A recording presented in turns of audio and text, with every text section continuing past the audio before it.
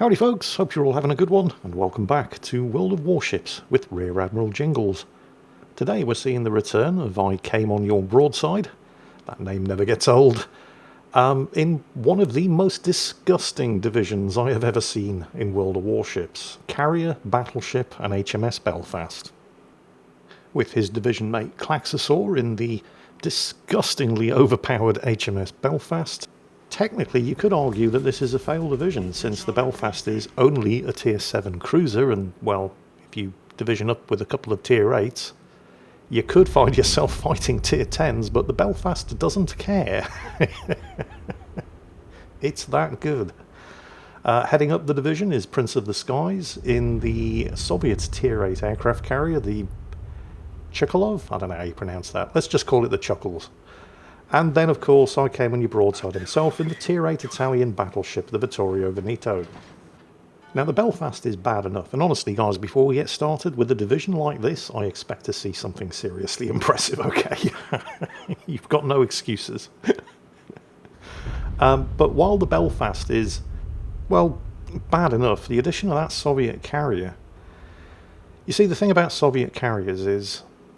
Well, to give you a bit of context, the thing about Soviet carriers is prior to their introduction, after the aircraft carrier rework, there was much wailing and gnashing of teeth about aircraft carriers. You may even have heard some of it on this channel.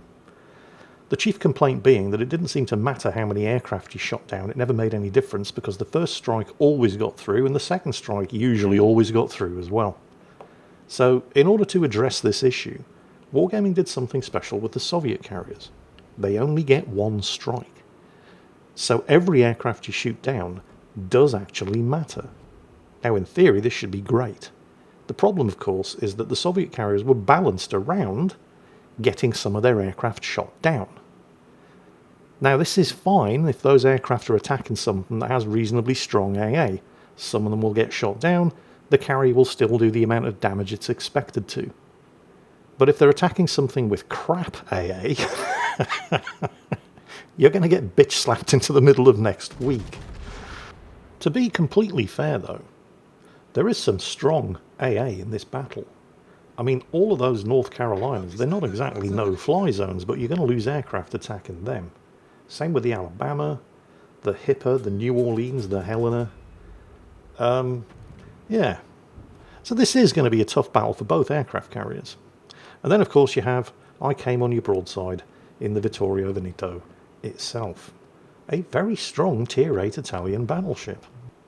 For a start, it's pretty well protected. It's got one of the best torpedo damage reduction belts in the game at this tier, with 38% torpedo damage reduction, although the torpedo threat in this battle isn't going to be particularly massive. There's one carrier, 2 destroyers. Oh, the enemy Hipper has torpedoes as well. Possibly the Prinz Eitel Friedrich? I honestly can't remember, but not a huge torpedo threat. Still, it's better to have the torpedo damage reduction and not need it than to need it and not have it. That's just the start of the good news, however.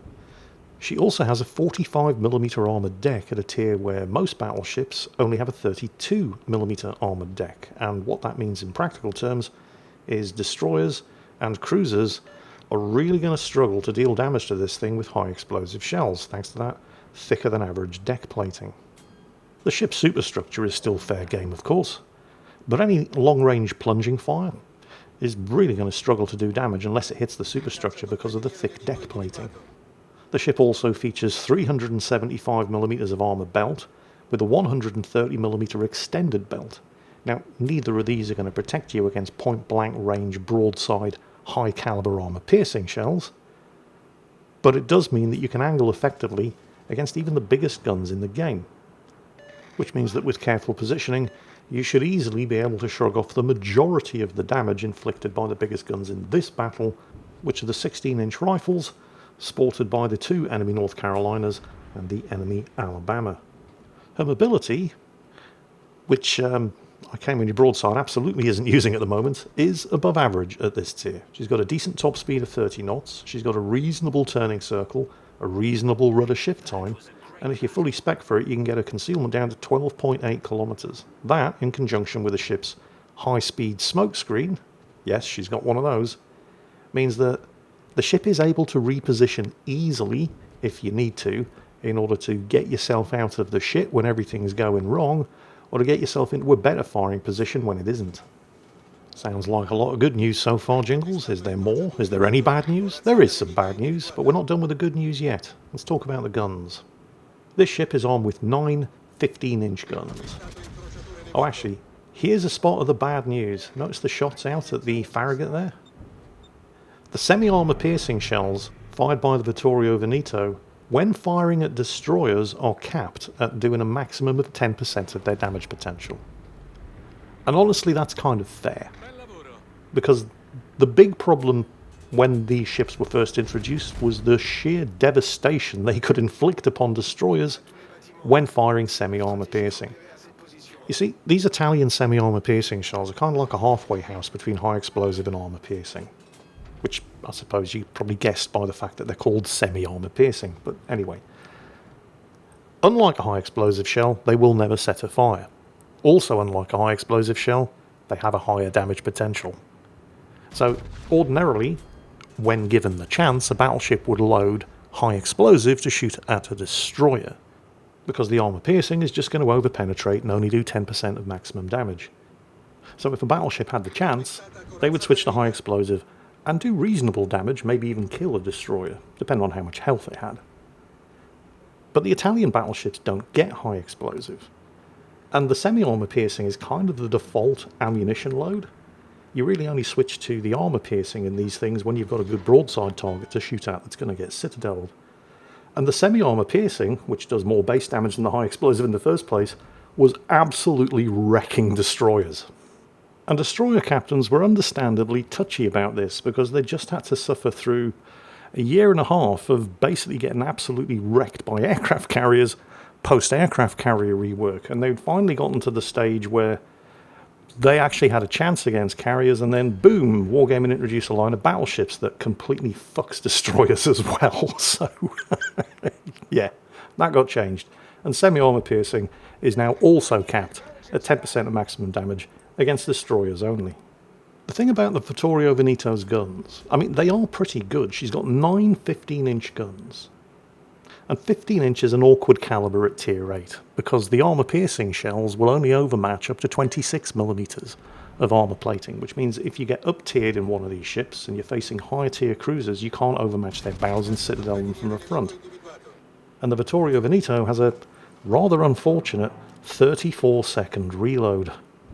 However, what a lot of people don't realise is that these Italian battleships have a built-in 30% reduction to the length of time it takes you to swap ammunition types when, say, for example, you have the armor piercing loaded and you could really use the semi-armor piercing. That's built in without taking any further skills.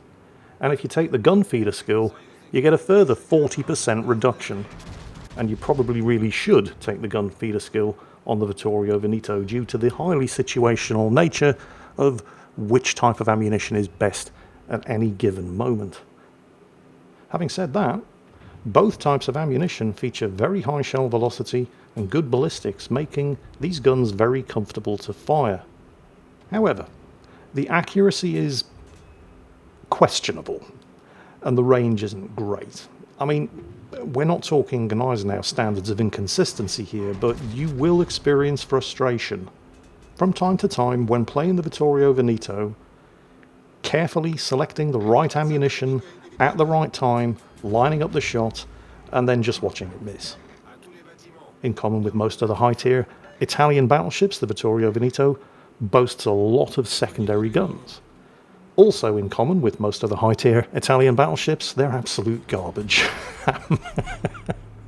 I mean, they have a very fast rate of fire and decent range, although, you know, there's decent range and then there's decent range. We're not talking Bismarck or Grosser Kurfürst here. The problem is that most of them are 90mm guns, and that's just too low a caliber to be useful for anything other than setting fires, because that kind of caliber can't even do direct damage to destroyers at this tier. So yeah, the secondaries are trash. Speaking of trash, I did say at the beginning of this video, and it's fortunate that there was a lot to talk about regarding this ship, because I Came in Your Broadside has basically done fuck all so far in this battle, as has the division as a whole. I mean, Claxosaur on the Belfast has gotten himself a kill, but, I mean, I came in your broadside, hasn't even done 32,000 damage yet, and the battle's almost halfway over. To be fair, he did say this battle got off to a slow start, and he wasn't lying. Fortunately, there was plenty to talk about to keep us occupied while we waited for shit to happen. But shit is now very definitely happening. He did get a good salvo off against the North Carolina, and has angled well, taking advantage of that thick armoured belt to take minimal damage from the North Carolina's return fire. He's still got the semi-armour piercing loaded against the Alabama though, and now would be an excellent time to take advantage of that ammo swap reduction capability to switch to the armour piercing, which he does do, and that 34-second reload just became a 12-second reload. Unfortunately, the Alabama's now angling away, so he's kind of missed his chance here. He would have probably killed him and saved his teammate Claxosaur in the Belfast if he'd had the armour piercing loaded the first time, but, well, he didn't. And now he's got armour piercing loaded against an angled Alabama. Hopefully the Alabama is going to give him something to shoot at. And he is flattening the angle out there, but not nearly enough. And so the armour piercing almost but doesn't quite get the job done. The semi-armour piercing, if he'd had it loaded, absolutely would have shaved off the remaining 269 health that is all that the Alabama has. He switched back to the semi-armour piercing now, day late and $1 short. Although, to be fair, with that amount of health remaining, it doesn't matter what ammunition he's firing. Even an armour piercing over penetration is going to be enough to kill him. And the semi-armour piercing is absolutely going to do the job. And there's his first kill.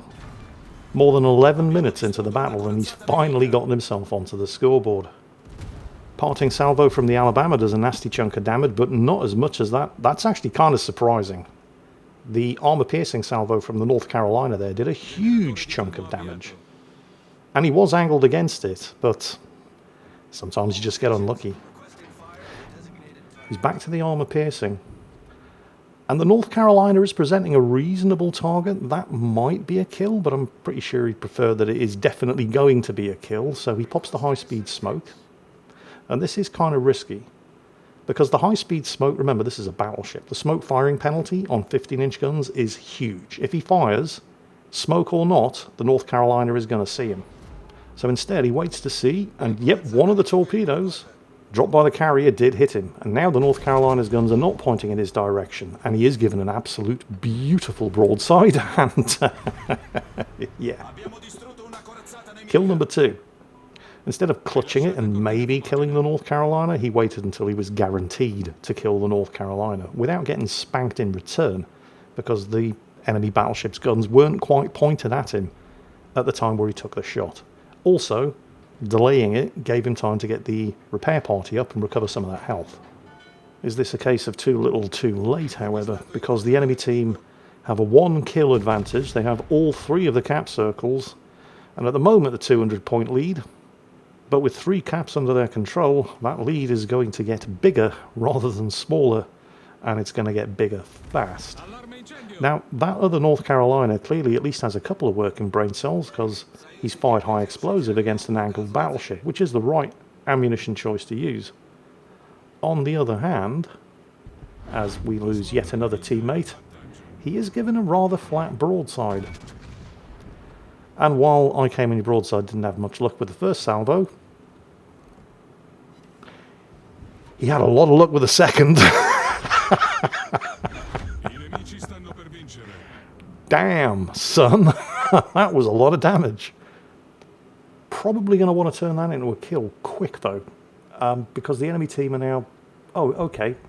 The enemy team were 400 points ahead. And they still have all 3 of the cap circles. I came in your broadside steaming south as fast as he can and should be able to take Charlie uncontested, but it's probably not going to be enough. The enemy Fubuki's gotten spotted. Shots out. Again, semi-armor piercing loaded. It's gone undetected, but then the carrier reacquires the target. The semi-armor piercing splashes left, right, back, short, anything but on target, but the carrier does manage to get some bombs on target, and it appears he's knocked out the Fubuki's engine, although he's clearly running with a last stand skill, so he's able to keep moving anyway.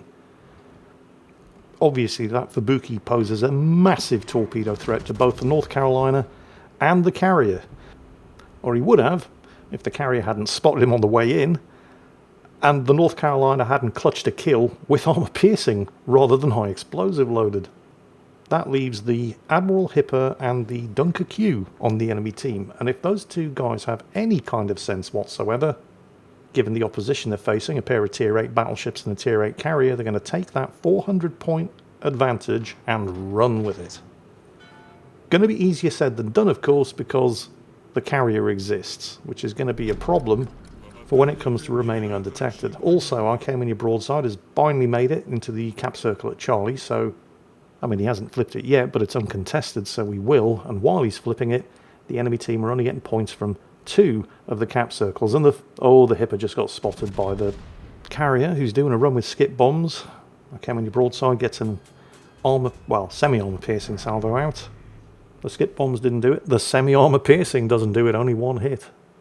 The Hipper's doing absolutely everything he can here, tucking in behind the island to at least protect him from the Vittorio Veneto and the North Carolina. He's got his fighters up, but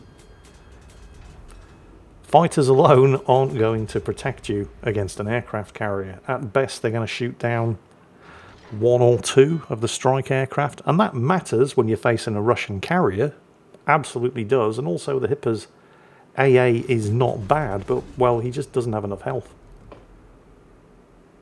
I came on your broadside doesn't have the shot, but here come the regular dive bombers. I don't rate that Hipper's chances. Dive bombers going in. They're losing a couple of aircraft, but it only takes a couple of bomb hits when you have that little health. And then, plot twist, it's actually the North Carolina who gets the kill. I guess the Hipper got so spooked by that single semi-armor piercing hit that he tucked in too far around the side of the island and exposed himself to fire from the North Carolina. That, now, just leaves the Dunker Q. Only a Tier 6 battleship, and not a particularly good Tier 6 battleship either. I mean, it's certainly not bad, but when you're facing a pair of Tier 8s and a Tier 8 carrier, you need to be a particularly good Tier 6 battleship if you're planning on fighting. And hopefully the Dunker Q is not planning on fighting, because he doesn't need to. Or does he? It's difficult to say. I mean, there's only 3 minutes of this battle left, and he has a nearly 400-point lead, but he's now been reduced to just the 1 cap circle. As I came on your broadside has taken Charlie, he's now in the process of flipping Bravo. And in fact, the rest of the team, including the carrier, are already making beelines for the remaining cap circles as well. The thing is, it's really difficult to say who has time to do what here. I mean, the carrier's also trying to find the Dunkirk, with no success whatsoever. You'd imagine, given the relative positions on the map, that the Dunkirk would be heading straight for that southwest corner in order to hide and run the clock down. But that's kind of obvious. I think under these circumstances I would have headed south and then made a beeline for the east, which would be the last place anybody would think of looking for me. Obviously that would take more time, but it's been 8 minutes since the Dunkirk was spotted. He could literally be anywhere. Of course, that's assuming that he knew 8 minutes ago he was going to be in this situation, and obviously he wasn't, and there he is. It looks like he was setting up to be in a position to support the Hipper. And then the Hipper died, and then he thought, well, maybe if I run up to the top northwest corner, nobody's going to think of looking for me there. If that was his plan, it wasn't a terrible one. Unfortunately, he has gotten spotted, and the North Carolina is about to start contesting that final cap circle at Alpha, which means the Dunkirk isn't going to have any points coming in from the caps. But he doesn't need to win by reaching 1,000 points. There's only a minute and a half of the game left. He has a more than 300-point lead. All he has to do is be alive for the next 1 minute and 15 seconds and have more points than I came in your broadsides team, which he is easily capable of doing, because even if they do get all 3 of the cap circles under their control, with 1 minute remaining, it's not enough to convert a 300-point difference. Bearing that in mind, and while the odds are stacked against him, because the Dunkirk only has 26mm of bow plating, and both I came in your broadsides 15-inch guns, and especially the North Carolina's 16-inch guns, can overmatch that. So what the Dunkirk appears to be trying to do, and it is his best chance here, is get in behind that island, while at the same time presenting as narrow as possible a target to that North Carolina. The North Carolina, who has also realised that with 30 seconds to go, taking this cap ain't going to do it, and is charging in there to deny the Dunkirk the opportunity to get out of the line of fire as the skip bombers come in from the Chuckle Brothers, immediately followed up by rocket-boosted torpedo bombers. The North Carolina's taken his last shot. He is not going to be able to reload and finish him. The fires are not going to do it. Shots out. And with 1 second to go,